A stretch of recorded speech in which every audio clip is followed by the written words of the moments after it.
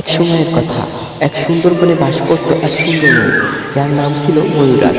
সে ছিল খুবই সুন্দর, তবে তার মনে ছিল বড্ড অহংকার, কারণ সে দেখতে ছিল অপরূপ সুন্দর। আমি এই বনে সব থেকে সুন্দর প্রাণী। আমার ধারে কাছে কেউ নাই। আমার মতো সৌন্দর্য এই বনে আর কারো নাই। ময়ূরদা, সুন্দর হওয়া ভালো, কিন্তু অহংকার করলে কেউ তোমাকে পছন্দ করবে না। তুই তো একটা কালো কাক।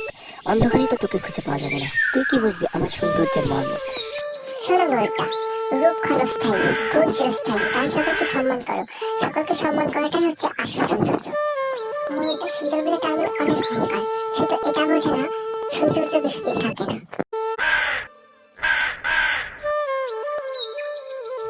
চলো না একটা দৌড় প্রতিযোগিতা হোক, দেখি কে সেরা। আমার মতো রাজকীয় পাখি তোমাদের সাথে দৌড়াবে? কখনো না।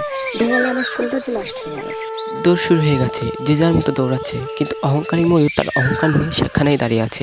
যে যার মতো দৌড়াচ্ছে, দৌড়াতে দৌড়াতে সবাই মাঠের শেষ প্রান্তে চলে আসছে। দৌড় শেষ হয়ে গেছে। ময়ূরদা, শুধু রূপ দেখিয়ে তো প্রতিযোগিতা জিতা যায় না। প্রতিযোগিতা জিততে হলে সকলের সাথে প্রতিযোগিতা করতে হয়। ময়ূরদা, এখন বুঝছো অহংকার করা কত বড় ভুল? তোমরা ঠিক বলেছ। আমি ভুল করেছি নিজের সৌন্দর্য নিয়ে অহংকার করে। আমি আর কখনো নিজের সৌন্দর্য নিয়ে অহংকার করবো না। আমি এখন থেকে নিজেকে বদলে ফেলবো।